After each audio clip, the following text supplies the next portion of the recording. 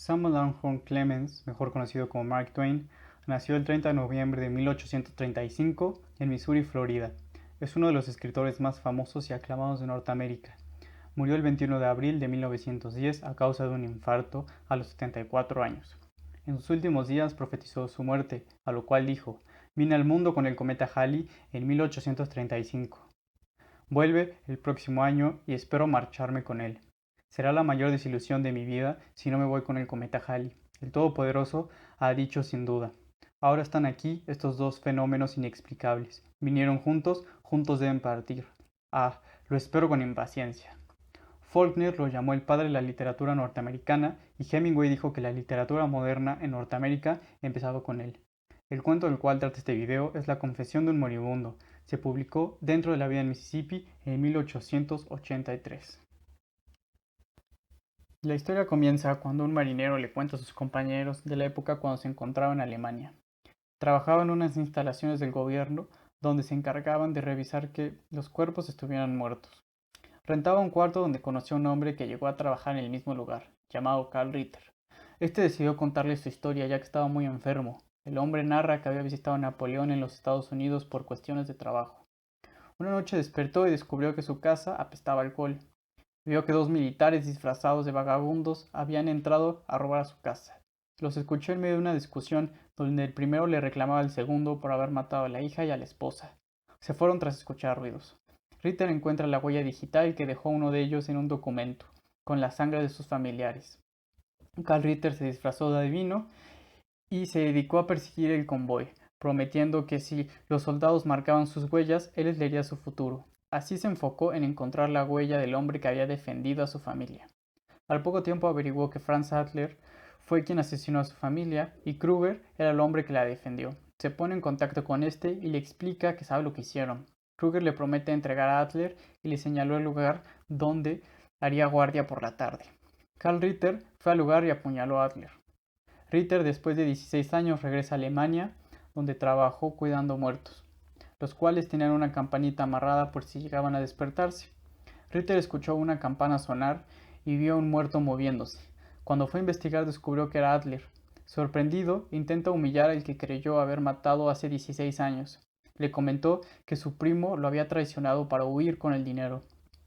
Adler se empieza a reír y le hace señas con el pulgar para comunicarle que Kruger había muerto apuñalado.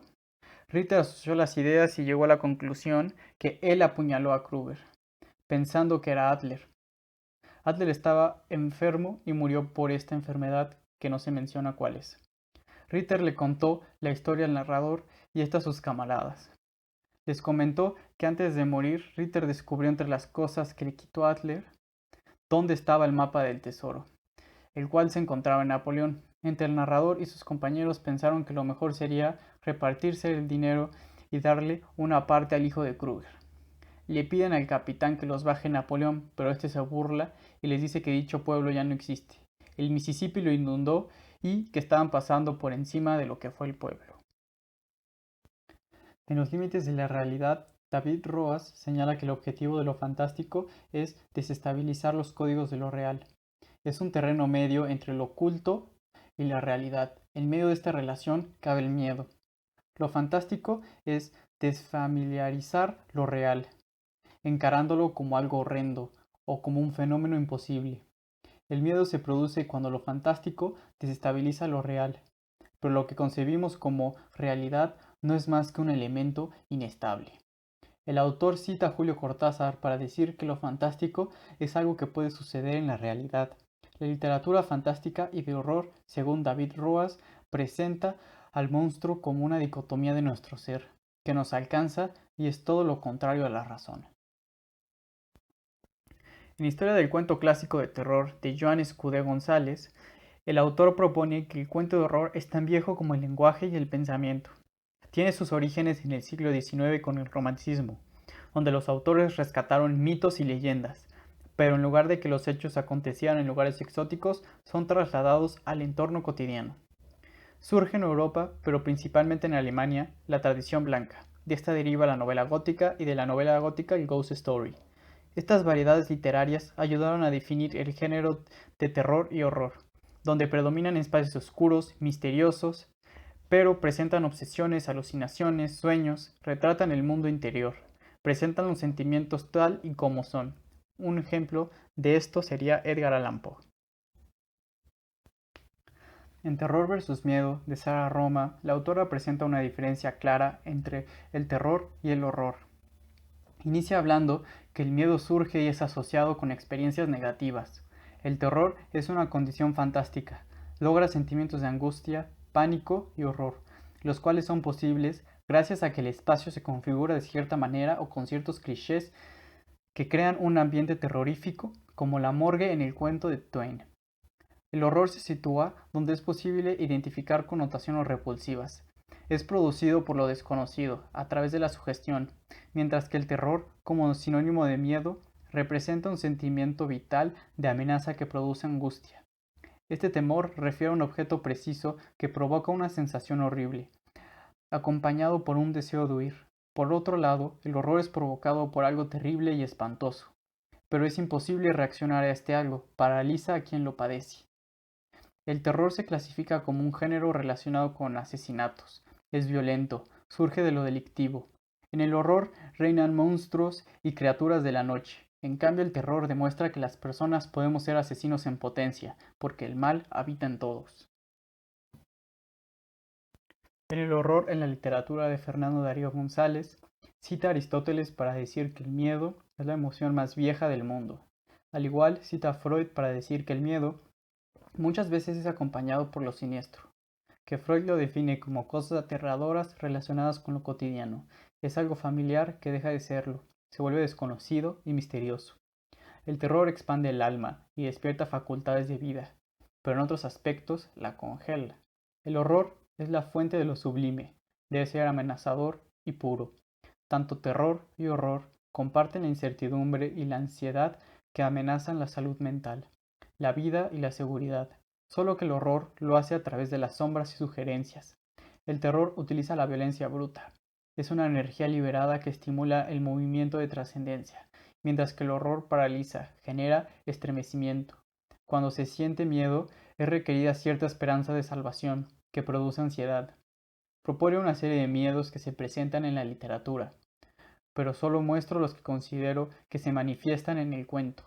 El primero es el miedo a otras personas, como asesinos y violadores, que son elementos clásicos de la literatura de terror. También existe el miedo a la destrucción o sustitución de seres con los que nos identificamos, como la familia. Por último, existe el miedo a lo desconocido, el cual no es producido por vicios ni por uno mismo. Primero quiero hablar del espacio en este cuento, que ayuda a construir esta idea de horror.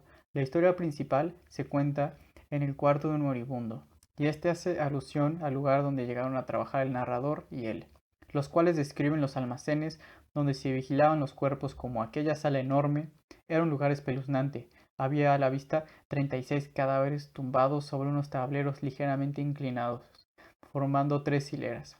Después alude a que todas las personas tenían un rostro de mármol y la campana donde se despertaban hacían sonar.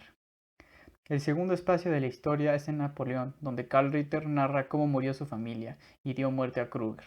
La descripción no es tan detallada, importa más cómo acontecen los hechos.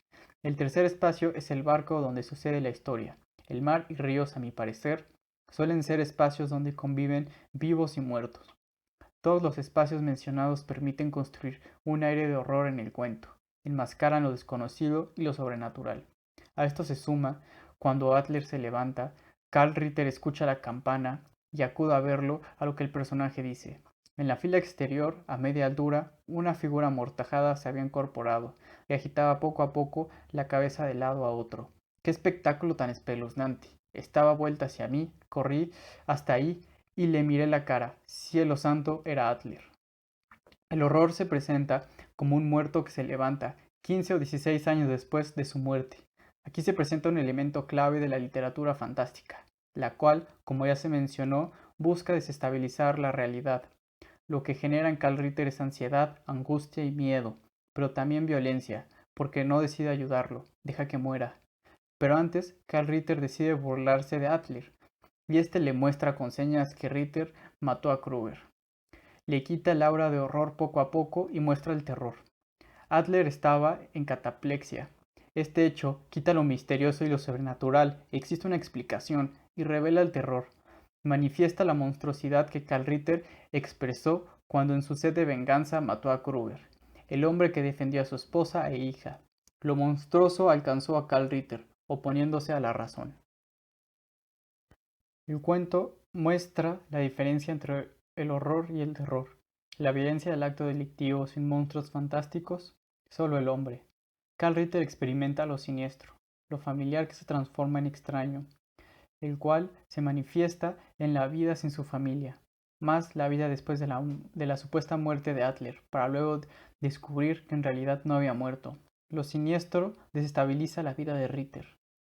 El miedo que experimenta el personaje se muestra como una ansiedad que lo lleva a perder su salud mental y física, sobre todo cuando no se dio cuenta a quién mató. A esto me gustaría adjuntar una cita de Alberto Chimal que explica mejor este comportamiento del protagonista. El autor afirma que el horror destruye a quienes lo padecen, hace la vida imposible, es un dolor perpetuo. Entiendo horror como miedo. El dolor genera que la realidad se debilite. Reina en el personaje la insania. El protagonista presenta los siguientes miedos que propone Fernando Darío González Grueso. El primero es el miedo a personas o asesinos, el cual se manifiesta cuando está amarrado y espera que nada le haya pasado a su familia.